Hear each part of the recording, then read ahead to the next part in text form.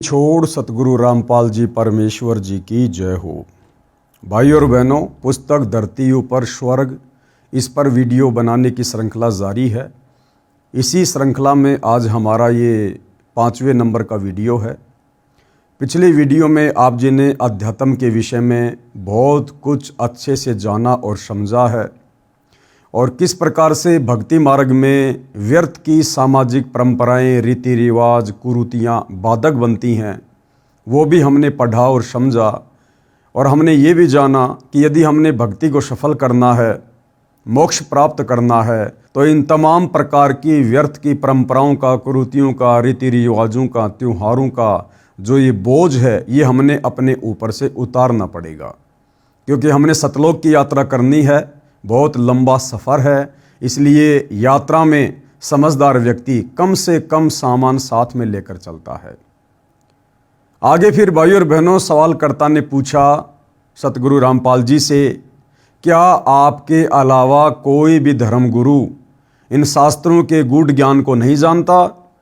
क्या गीता और वेदों के ज्ञान से कोई भी परिचित नहीं है आपके अलावा?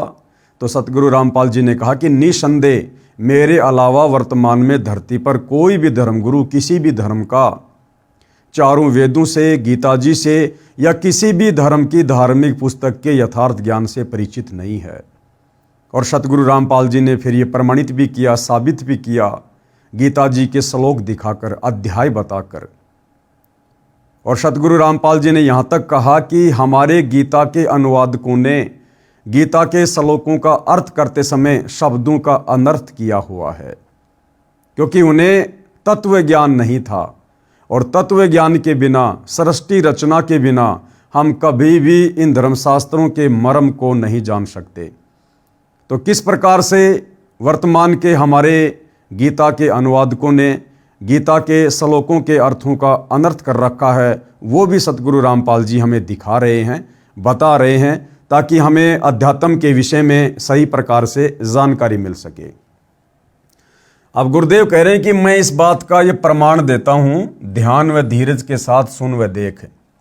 गीता अध्याय 4 श्लोक 32 में क्या कहा है? पहले गीता प्रेस गोरखपुर से प्रकाशित तथा मुद्रित श्री जय दयाल गोविंदका जी द्वारा अनुवादित गीता में दिखाता हूं, जो उन्होंने अड़ंगा अनुवाद किया है। कृपया पढ़ो गीता अध्याय 4 श्लोक 32 की फोटोकॉपी। ये गीता अध्याय 4 श्लोक 32 है। एवं बहुविधा यज्ञा वितता ब्रह्मणे मुखे कर्म जान विधि तान सर्वान एवं ज्ञात्वा विमोक्षसे। इस प्रकार और भी बहुत तरह के यज्ञ, यानी गीता ज्ञान देने वाला अर्जुन को कह रहा है, समझा रहा है कि हे अर्जुन, इस प्रकार और भी बहुत तरह के यज्ञ मानी धार्मिक अनुष्ठानों की जानकारी वेद की वाणी में विस्तार से कहे गए हैं।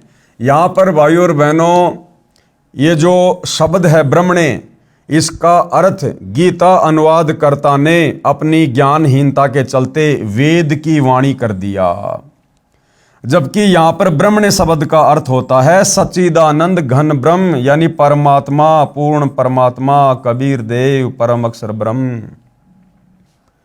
इस प्रकार और भी बहुत तरह के यज्ञ परमात्मा यानी सच्चिदानंद घन ब्रह्म की वाणी में, यानी उनके तत्व ज्ञान में, उस कबीर वाणी में, जो कबीर वाणी परमात्मा ने अपने मुख कमल से बोली है, उसमें विस्तार से कहे गए हैं। उन सब को तू मन, इंद्रिय और शरीर की क्रिया द्वारा संपन्न होने वाला जान।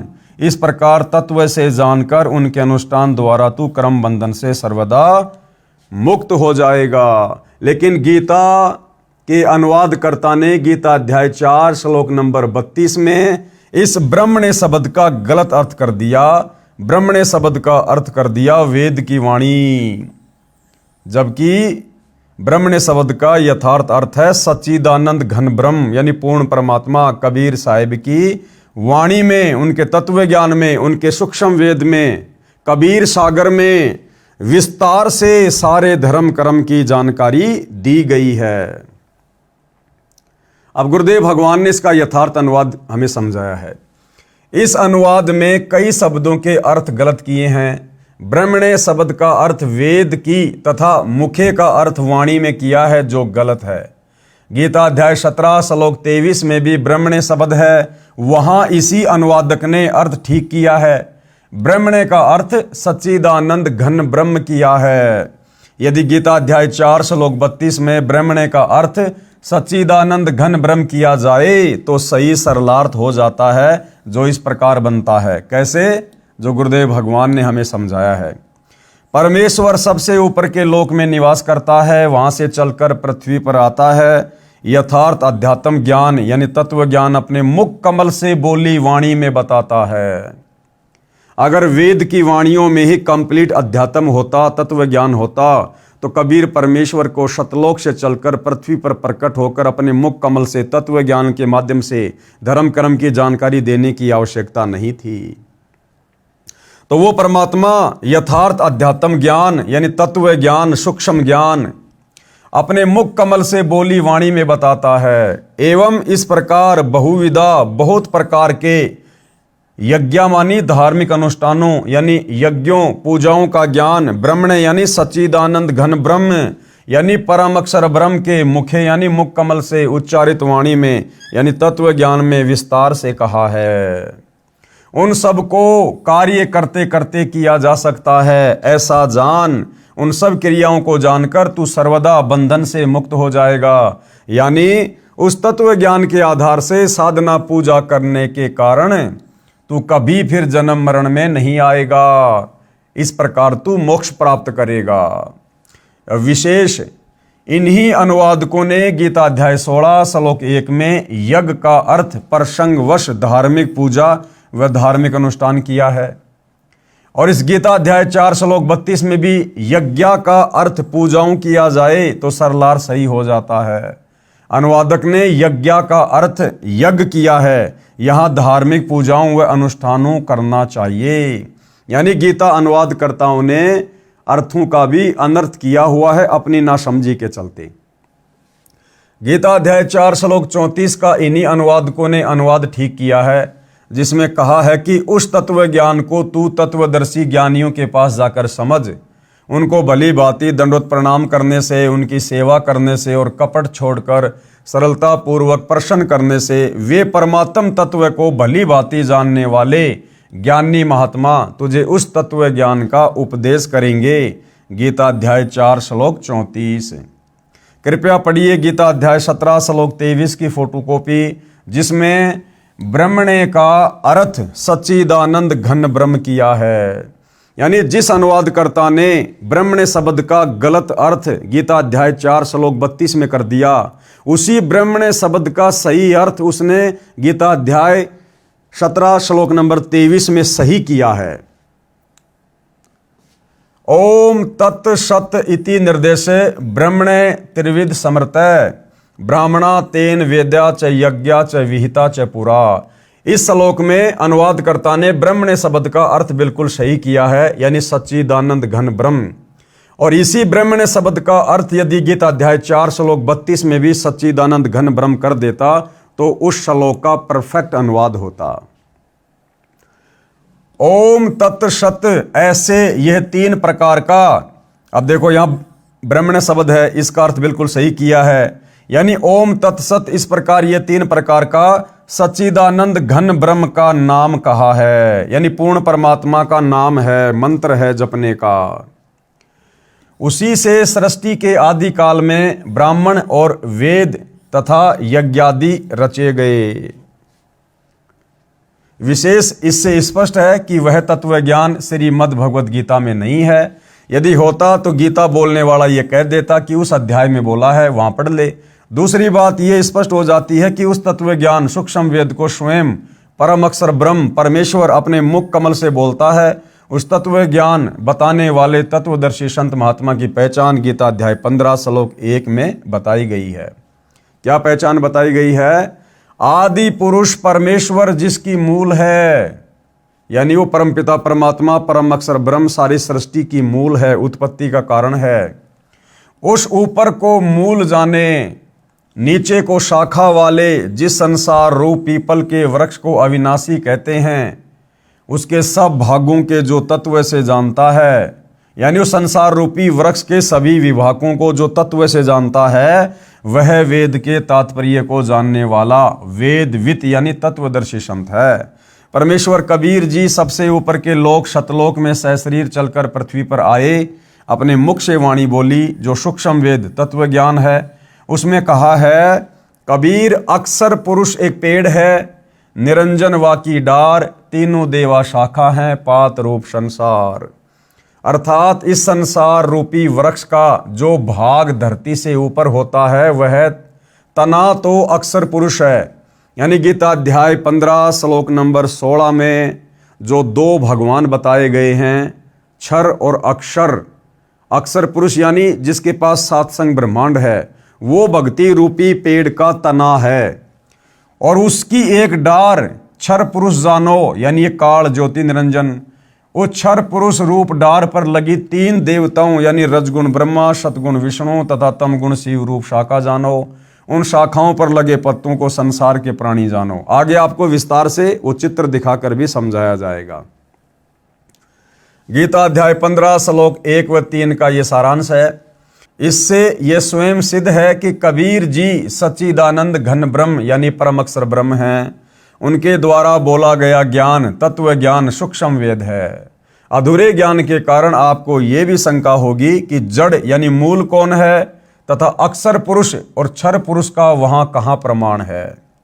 उसके लिए सुनो, इस संसार रूप वृक्ष की मूल परम अक्षर ब्रह्म है, जिसका प्रमाण गीता अध्याय 8 श्लोक 3, 8 और 10 में है, जो पहले इसी पुस्तिका में बताया गया है। कहा कि गीता अध्याय 8 श्लोक 9 में जो कबीर देव अनादि है, सबका नियंता, सूक्ष्म से अति सूक्ष्म यानी सर्वशक्तिमान है, सर्वस्य धातारम यानी सबका धारण पोषण करने वाला है, अचिंत्य स्वरूप सूर्य के सदृश स्वयं प्रकाशित है, अविद्या से अति परे यानी अज्ञानियों की पहुंच से दूर, शुद्ध सच्चिदानंद घन परमेश्वर है। जो उसका सुमरण करता है वह उसी को प्राप्त होता है। गीता अध्याय 8 श्लोक नंबर 9 का ये सारांश है। इससे स्पष्ट हुआ है कि परम अक्षर ब्रह्म संसार रूप वृक्ष की जड़ है, क्योंकि मूल से ही पेड़ का धारण पोषण होता है। अब आगे अध्याय 15 श्लोक 16-17 में तीन पुरुषों यानी प्रभुओं का प्रमाण है। पढ़ो इन दोनों श्लोकों की फोटोकॉपी में, जिनमें कहा है कि अक्षर पुरुष व क्षर पुरुष तथा इनके लोकों के प्राणी नाशवान हैं। गीता अध्याय 15 श्लोक 16। इन दोनों से अन्य परम अक्षर पुरुष है जो अविनाशी परमेश्वर है, परमात्मा कहा जाता है, सबका धारण पोषण करने वाला है। गीता अध्याय 15 श्लोक 17। तो सबसे पहले पढ़ेंगे गीता अध्याय 15 श्लोक 1 की फोटोकॉपी। आदि पुरुष परमेश्वर मूल वाले यानी कबीर परमात्मा इस भक्ति रूपी पेड़ की मूल है, जड़ है, जिससे सबका पालन पोषण होता है। आदि पुरुष परमेश्वर मूल वाले और ब्रह्मा रूप मुख्य शाखा वाले। यहां पर यह गलत अनुवाद कर दिया गया है अनुवादकर्ता के द्वारा। जिस संसार रूप पीपल के वृक्ष को अविनाशी कहते हैं, वेद जिसके पत्ते कहे गए हैं, उस संसार रूप वृक्ष को जो पुरुष मूल सहित तत्व से जानता है वह वेद के तात्पर्य को जानने वाला है।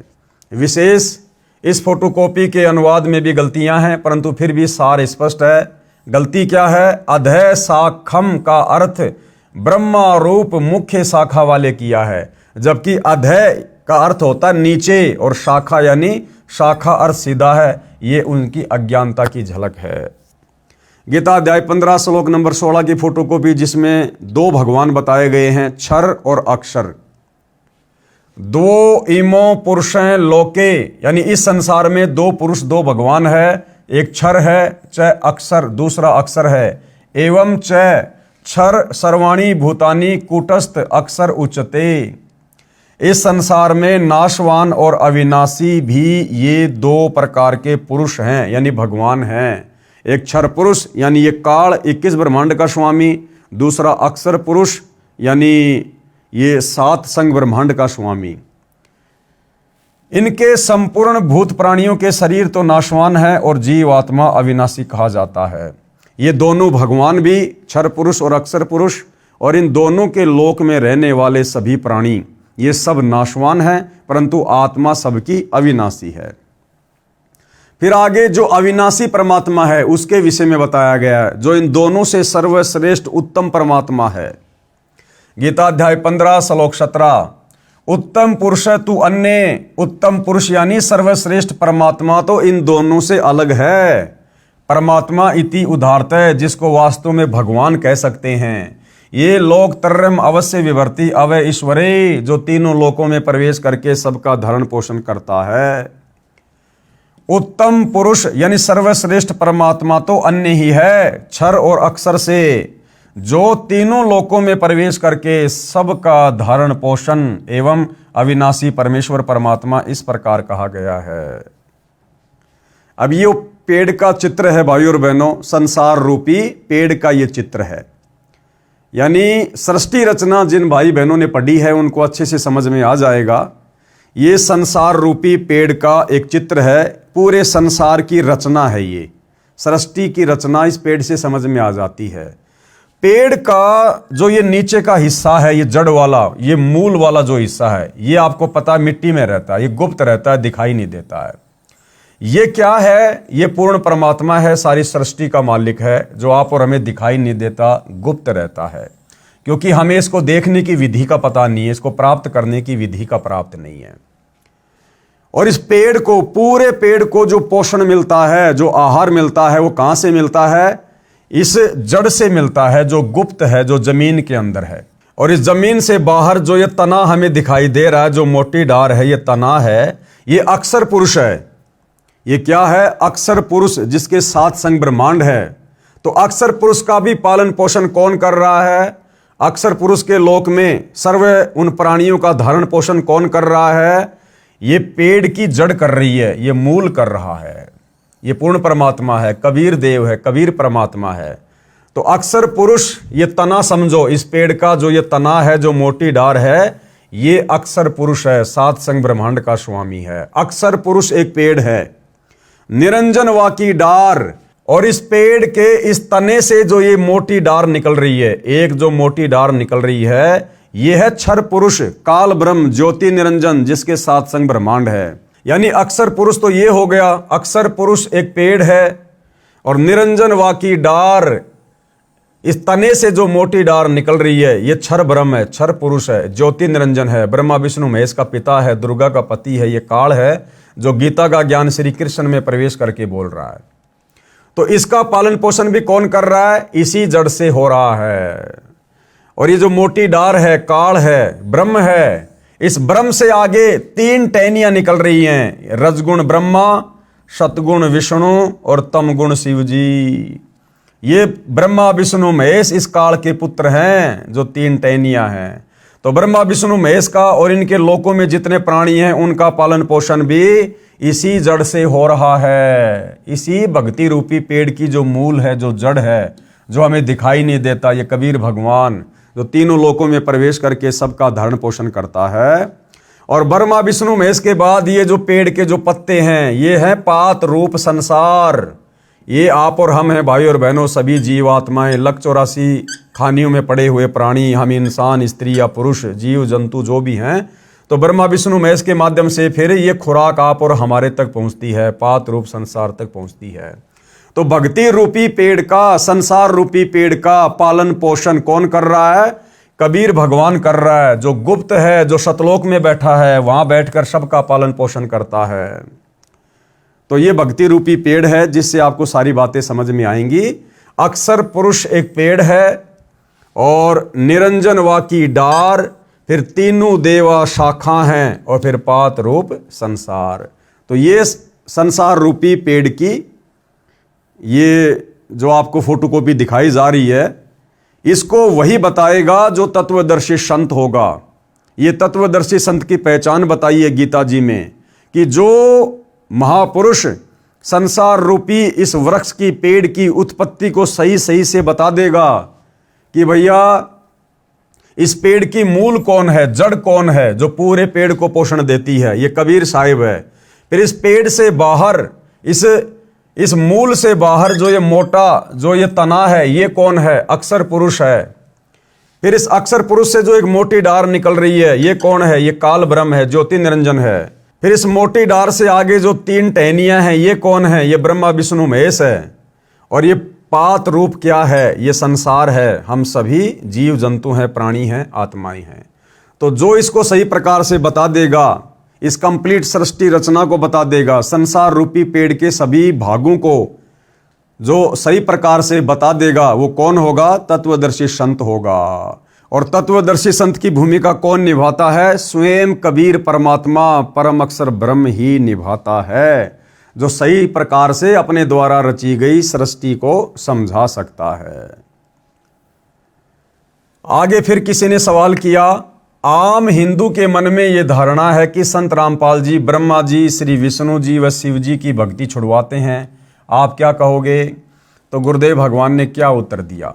जैसा कि इस पुस्तिका के प्रारंभ में बताया गया है कि हम और मेरे अनुयायी सब धार्मिक व सामाजिक क्रियाएं शास्त्र विहित यानी शास्त्रों के अनुसार करते हैं। गीता अध्याय 16 श्लोक 23-24 में भी यही कहा है कि शास्त्र विधि को त्याग कर अपनी मर्जी से जो मनमाना आचरण करते हुए साधना करते हैं, उनको न सुख प्राप्त होता है, न कार्य सिद्ध करने वाली सिद्धि प्राप्त होती है, और न गति होती है। इसलिए शास्त्रोक्त कर्म करो, जैसा गीता अध्याय 15 श्लोक 1 व 3 तथा 16 व 17 में संसार रूपी पेड़ का उदाहरण बताया है। इस वृक्ष की मूल तो परम अक्षर ब्रह्म है, यानी कबीर देव है, और जो ये तना है ये अक्षर पुरुष है, अक्षर ब्रह्म है, और जो डार है वो मोटी डार कौन है? क्षर पुरुष, क्षर ब्रह्म है, काल है।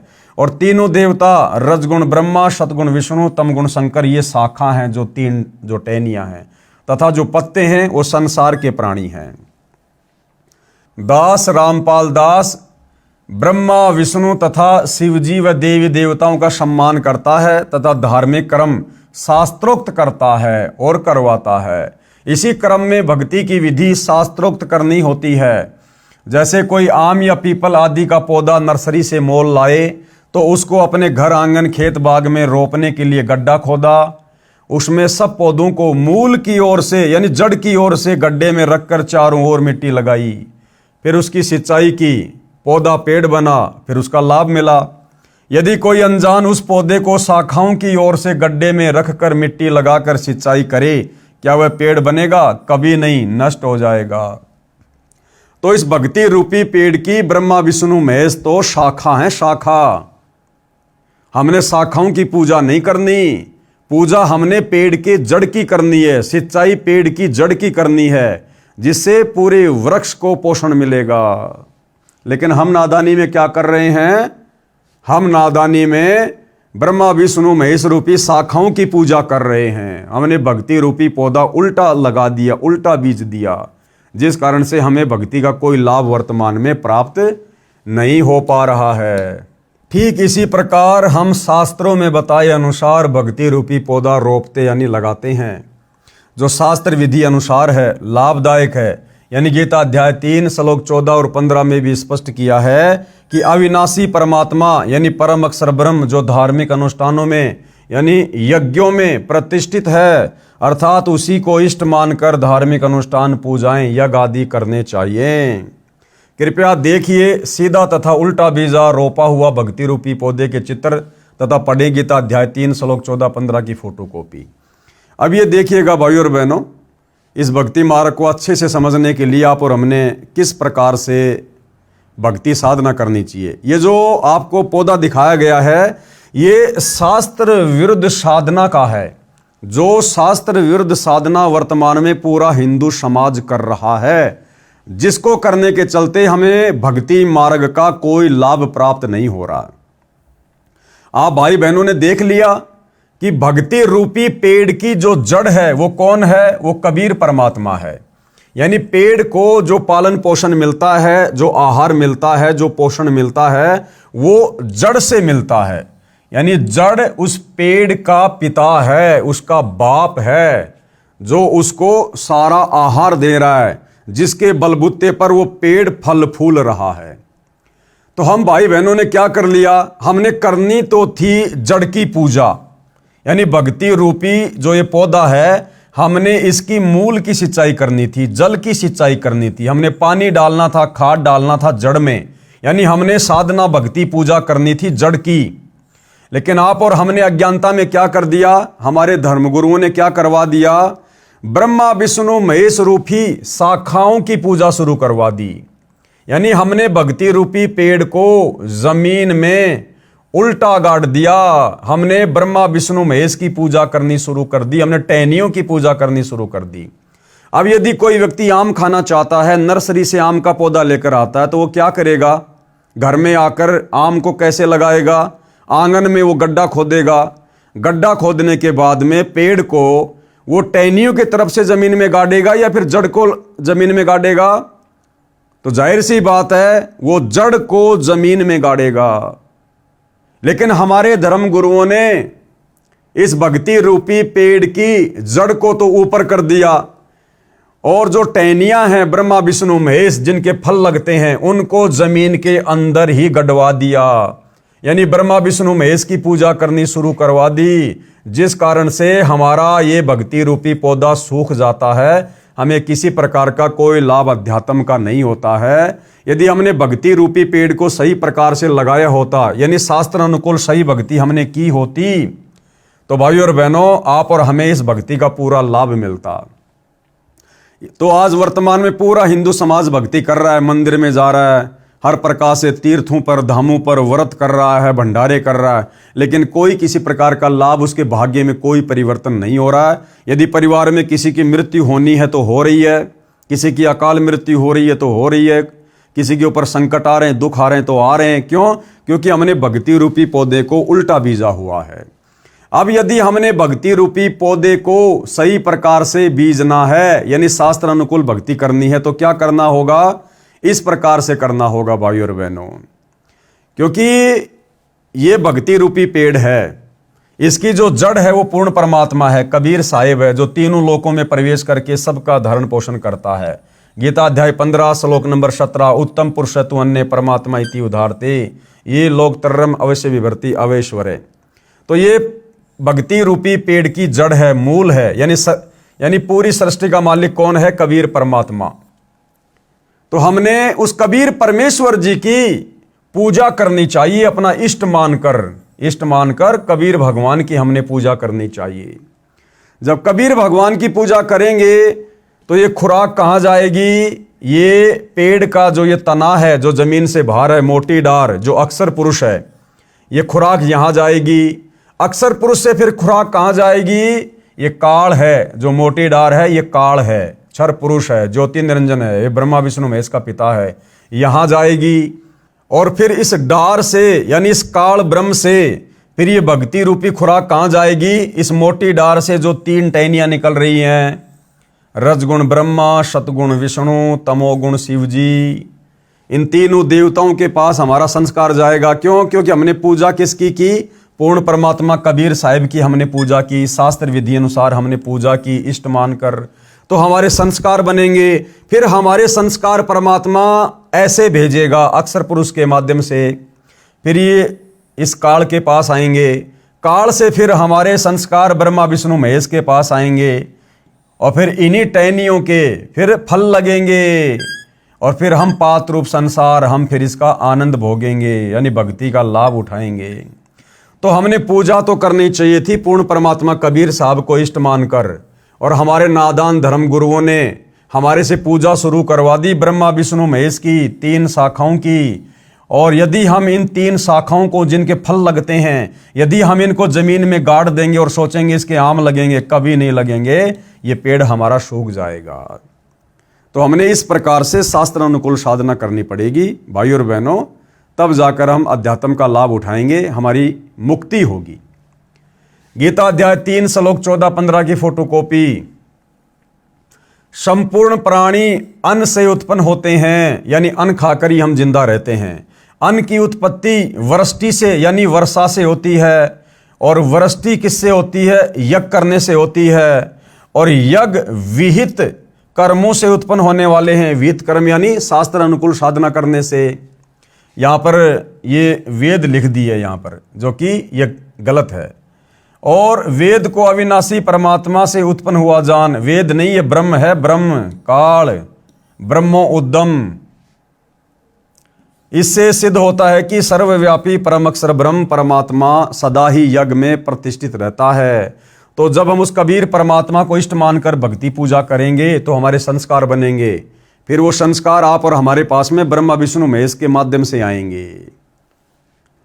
विशेष गीता अनुवादकों ने इन उपरोक्त श्लोकों के अनुवाद में भी ब्रह्म शब्द का गलत अर्थ वेद किया है, जबकि यहां पर ब्रह्म का अर्थ ब्रह्म ही रहना चाहिए, यानी काल, जिसका भावार्थ है कि सब प्राणी अन्न से उत्पन्न होते हैं, अन्न वर्षा से होता है, वर्षा शास्त्र विधि अनुसार किए जाने वाले यज्ञों धार्मिक पूजाओं से होती है, कर्म इस ब्रह्म यानी काल ज्योति निरंजन क्षर पुरुष से उत्पन्न हुए, तथा ब्रह्म को काल ज्योति निरंजन को तू अविनाशी परमात्मा, जिसका वर्णन गीता अध्याय 2 श्लोक 17, गीता अध्याय 8 श्लोक 3, 8, 10 में तथा गीता अध्याय 15 श्लोक 17 में है, उस परम अक्षर ब्रह्म से उत्पन्न हुआ जान।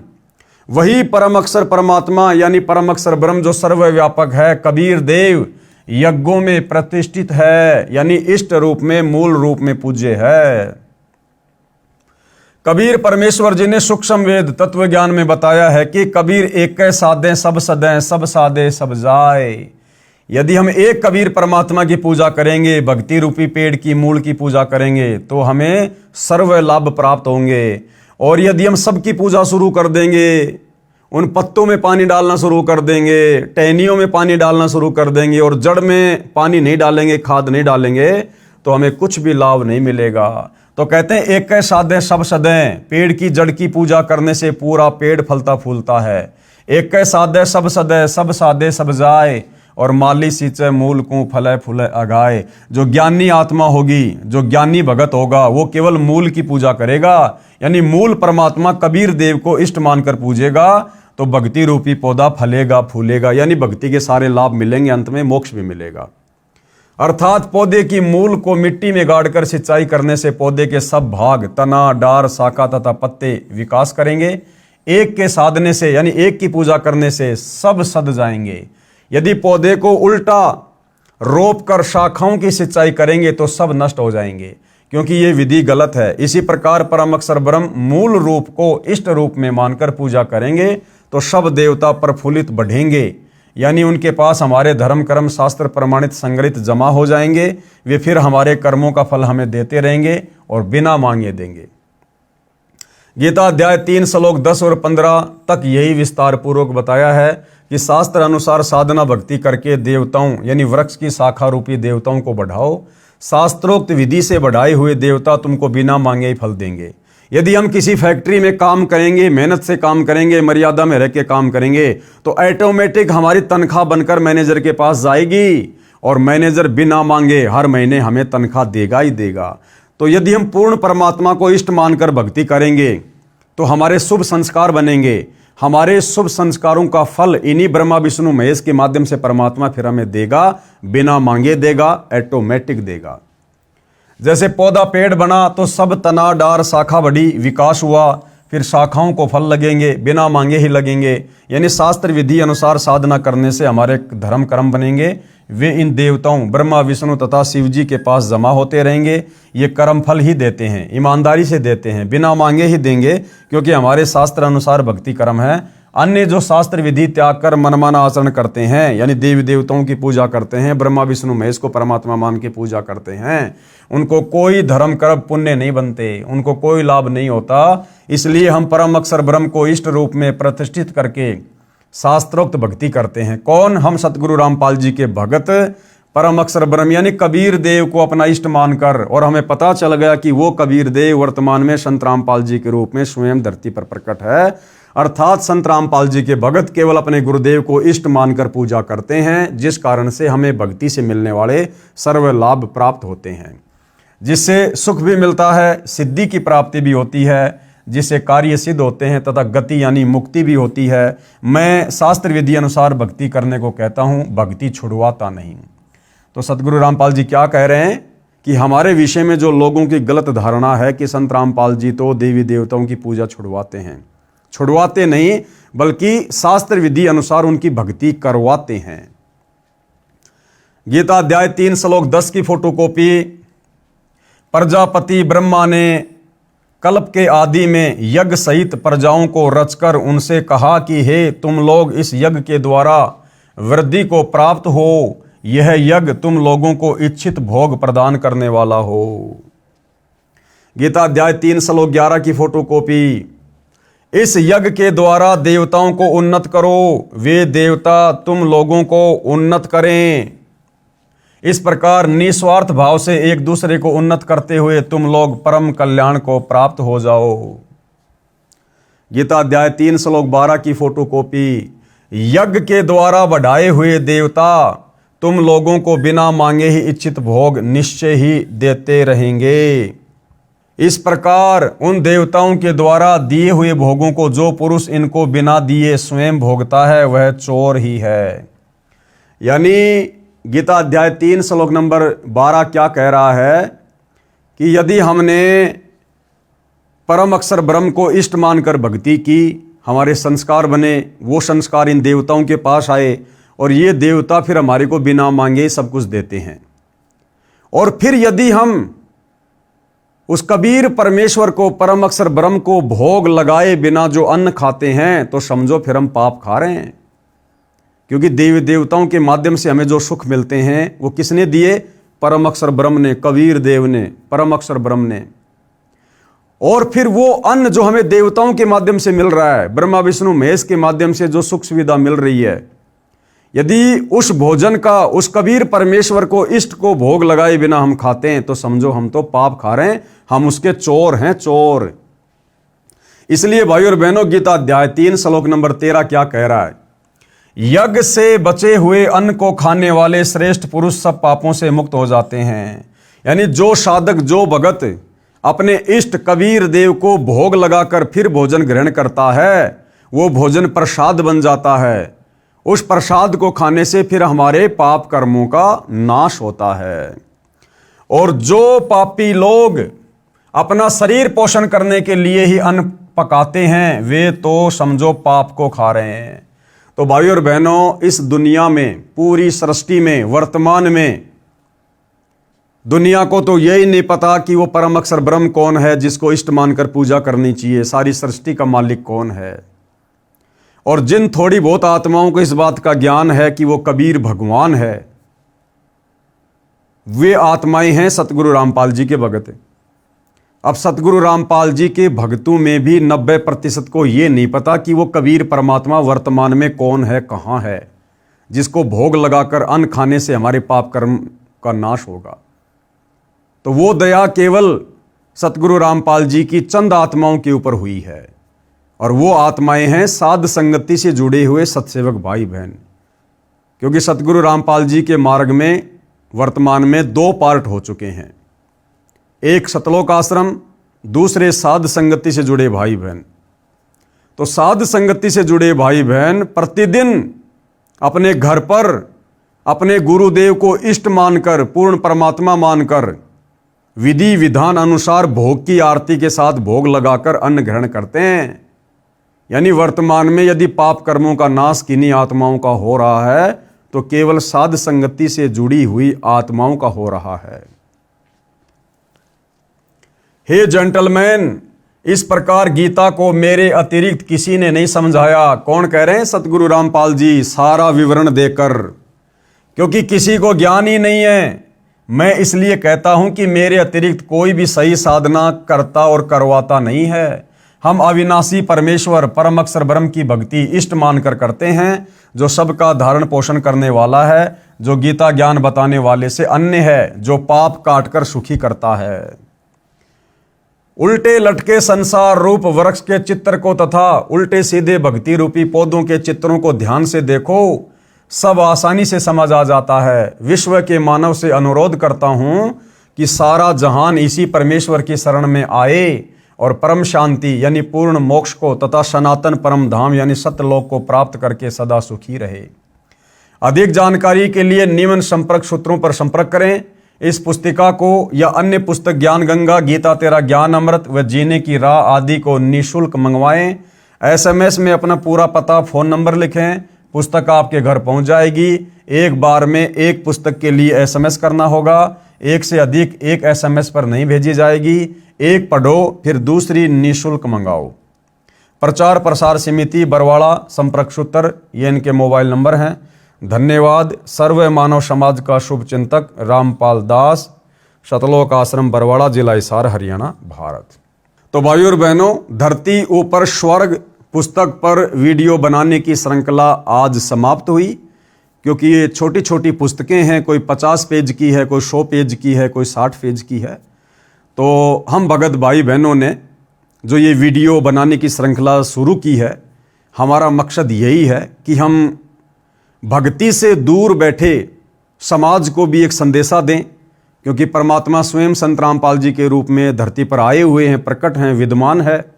हम उनसे उपदेश लेकर सत भक्ति करके आत्मा का कल्याण करवा सकते हैं। जब तक इस गंदे लोक में रहेंगे, हमें सर्व सुख परमात्मा की मर्यादित भक्ति करने से मिलते रहेंगे। साथ में हम जितने भी भगत भाई हैं जो सतगुरु रामपाल जी के फॉलोवर हैं, हमें भी इन पुस्तकों के माध्यम से अध्यात्म के विषय में नई नई जानकारी मिलती रहे, क्योंकि बहुत सारी बातें अध्यात्म के विषय में पूज्य गुरुदेव भगवान ने सत्संगों में अपने मुख कमल से ना बोलकर इन पुस्तकों में अपने कर कमल से लिखकर छोड़ दी है। तो वो जानकारी भी हमें प्राप्त होती रहे, हमारा विश्वास भक्ति मार्ग पर बना रहे, और इसी प्रकार से हम मर्यादाओं के साथ गुरु को परमात्मा मानकर, ज्ञान को आधार बनाकर अपनी आत्मा के कल्याण के लिए निरंतर सत भक्ति मार्ग पर दृढ़ बने रहें। तो भाइयों और बहनों, आज इस पुस्तक के ऊपर वीडियो बनाने की श्रृंखला समाप्त हुई। अगली जो पुस्तक है उसका नाम है मानवता का हास तथा विकास। तब तक गुरुदेव भगवान हम सबको आज्ञा दें, आशीर्वाद दें, अनुमति दें। बंदी छोड़ सतगुरु रामपाल जी भगवान की जय हो।